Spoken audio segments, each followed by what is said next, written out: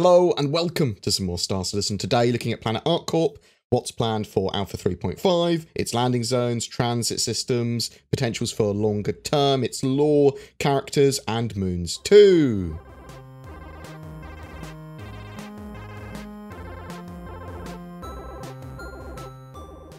Planet ArcCorp is a habitable super-Earth planet, otherwise known as Stanton 3. It is the single most industrialized world in human space. The world consists of layer after layer of factory, so many that today building additional structures is actually impossible. New facilities are built on top of existing ones. The ArcCorp's official headquarters is located there as well, in a massive ArcCorp tower that rises above all other parts of this factory world. Now, one of the reasons that they picked the Stanton system to do first was because Planet ArcCorp was supposed to be the most industrialized world in human space, and they want to get that biome right. They want to get that huge city planet done right, and that allows them to do things like Earth and Terra and that sort of stuff as well much more easily. Buildings cover the majority of that planet's surface, as we said, with resident areas towards the planet's poles, while the company's sort of factories, businesses and headquarters, financial and commercial districts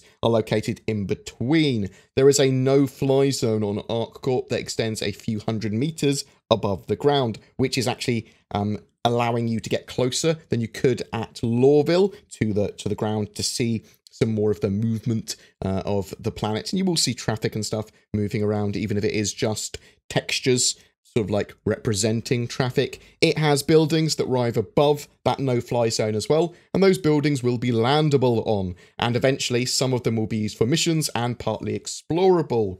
More sections of ArcCorp's interior will be explorable at some point too. With Alpha 3.5, you're just getting the spaceport, a transit system, Area 18, and those landable buildings. You'll also be able to fly around the planet too and get amongst those buildings. When it comes to large cities in-game, some of the interior might be explorable, sometimes large sections of that interior, but it is not planned to be the case that interiors of whole cities will be fully procedurally generated and explorable. They want reasons to be at cities and landing areas and hero zones, and for there to be shops, mission givers, social hubs, them to all be gathering points rather than endlessly spread out. So they want players all together, they want NPCs to all together, they want reasons to be in places and for you to be able to get to everything you need rather than having to literally run across the entirety of ArcCorp.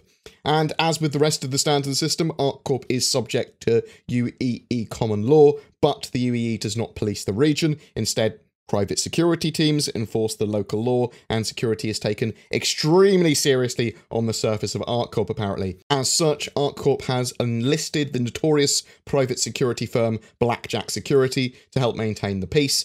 They are essentially ArcCorp's police, basically. Area 18 is the main social and shopping hub for 3.5 Alpha on ArcCorp. Travelers can find a variety of goods from trusted names as well as local providers, if they are not overwhelmed by the sights and sounds of this landing zone. Now, from previously, we have seen that it is very cyberpunk, very Blade Runner-esque, the sort of style of these zones.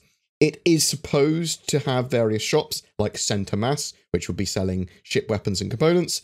Abernathy Interiors, from what I can see from the concept art, looks like an IKEA. I don't have much info on that. It could be items for customization of ship internals or hangars, flare, things like that, but it could literally be seating and stuff for people's habs, that sort of stuff. We'll have places like Dumpers Depot and Gasaba Outlet and a range of others too. The company ArcCorp are known for their engines, so expect an ArcCorp showcase store like we have in Lorville with Hurston Dynamics, but with, you know, ArcCorp. At some point, you know what I mean? They're going to have a showcase store. They'll be selling their good wares, their top end, sort of like engines and stuff like that. The landing zone where players will land their ships at ArcCorp is a spaceport detached from Area 18. So you'll be landing at that spaceport and then travel to Area 18 via a shuttle bus. This appears to be what Area 18 and ArcCorp are going to be using as its transit system rather than the sort of like train that you get at Lorville, and it will take you across the planet's highways where there will be other NPC traffic that you can see. We don't know if we're going to be able to actually travel on those roads and highways ourselves at some point. other than on the shuttle bus, but we'll have to wait and see. There are some other landing zones and explorable areas that we might get in the future. We know about Area 17, which is located approximately 25 kilometers away from Area 18. It's likely there will be medical areas and hab areas, that sort of stuff too. Mission givers and NPC. So the main confirmed mission giver NPC coming with 3.5 is Twitch Tishia Hachiko. She's a drug dealer with lots of connections who resents or has some beef with Blackjack Security. She may be a member of the Ortani group, apparently, and in direct competition with Levski's Wallace Klim. There is some older info from a jump point too, stating that she's a criminal info agent, a merc that suffered nerve damage, hence the name Twitch, who lurks around, making deals, introducing people, and is fascinated by the connections between people. There are some other NPCs that have been mentioned that may inhabit ArcCorp at some point. Lieutenant Michael Callum of the PMC Blackjack Security. He's a corrupt security rep in charge of Area 18. He's Blackjack's local criminal info agent. There's Claw V, who's a former resident of Spider Station in the Cathcart system, who owns and operates the shop Cubby Blast at Area 18. There's Lev Kronenberg, co-owner of the G-Lock Bar. He is a hard-drinking, jolly old veteran of the Vandal and Xi'an theatres who enjoys the hell out of his retirement. ArcCorp has two moons, Lyria and Waller. Stanton 3A is Lyria. This icy moon surface features dirty ice, active cryogeysers and cryovolcanoes, and it creates a sort of like constant cold but humid atmosphere. You see like snow and stuff like that. There's the idea. Stanton 3B is Waller. It has a barren surface but features outcrops of geode-like materials. This gives it a very sort of like juxtaposed colour palette with these sort of like gems coming out of the ground. Both moons are natively uninhabitable, but will have outposts, minables, and that sort of stuff there. These and the ArcCorp gameplay area will see new mission variants, and the Stanton system's current mission set will use this new area too. So it will be subsumed into the same system, and you'll have missions that literally expand across that entire area. Let me read you some of the deeper lore of ArcCorp. ArcCorp is the most visually impressive of the Stanton Systems worlds today, while the other planets, even polluted Hurston Dynamics, retain some indication of their natural origins. ArcCorp is now approaching being an entirely constructed world. Almost all of the terrain has been sculpted, zoned, and built upon, leaving very little left for nature. The ArcCorp Corporation builds fusion engines in bulk for hundreds of thousands of civilian spacecraft every year. Traders porting at ArcCorp are advised that in addition to deals on these engines, they can find just about anything else there. ArcCorp are absolutely indiscriminate about who they lease property to, and hundreds of other smaller companies have made their home near the world's North Polar region. Anthropologists familiar with the Xi'an have posited that ArcCorp is the closest human equivalent to a Xi'an factory world, and many predict that human civilization will someday evolve along the same lines.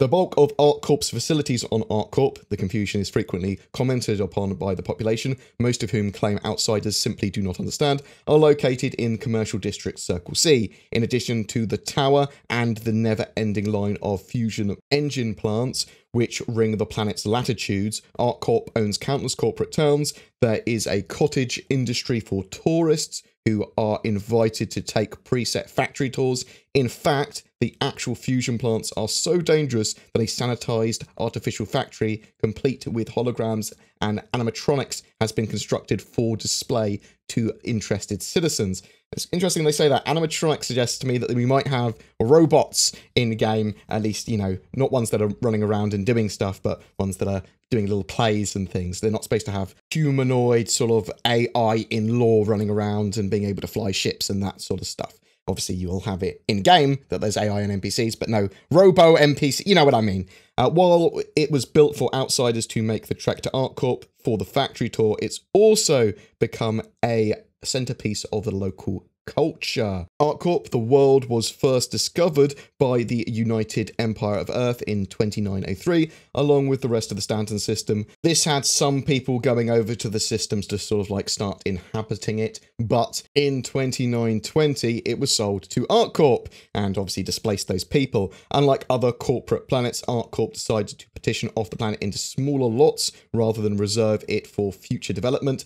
Other companies, always non-competitors, but otherwise not pre-selected in any way, sprung up rapidly around the globe at speed never before seen until the orb reached its current state. ArcCorp for me is a very interesting planet because it is all of their like city tech going into that. They're going to have lots of interesting areas. We've got a new transit system. They can have it as a really commercial planet with loads of different types of shops. This is the sort of place that you're going to see loads and loads of player hubs and player hangars because they can just expand out physicalized hangars and physicalized hubs where they want here because they've got so much room to do that, and it actually sort of adds to the flavor of the planet. But tell me what your thoughts on ArcCorp are and what we're getting for 3.5 with it. Are you excited about it? Are you disappointed?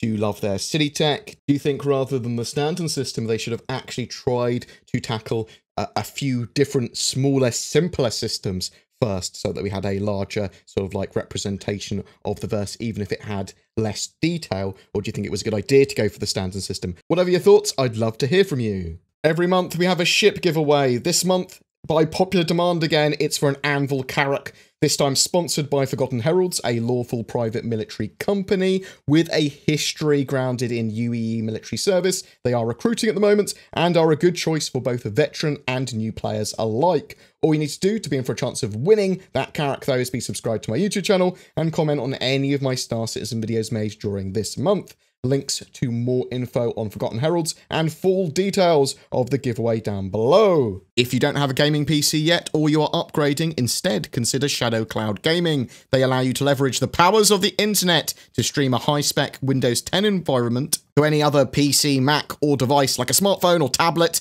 It is working really well in Star Citizen's 3.4 branch, and be sure to use the code BoredGamer if you do decide to check it out to get a discount. Links below. This channel exists because of its community. If you wish to support the channel further, below there are links to Patreon, Subscribestar, and there's the YouTube channel memberships, literally the join button below this video. VIPs do get some exclusive stuff and early content as a thank you as well. If you have any feedback, suggestions, or just want to say hi, please drop a comment below or poke me on discord.gg/BoredGamer. Thanks for watching, and I'll see you in the verse.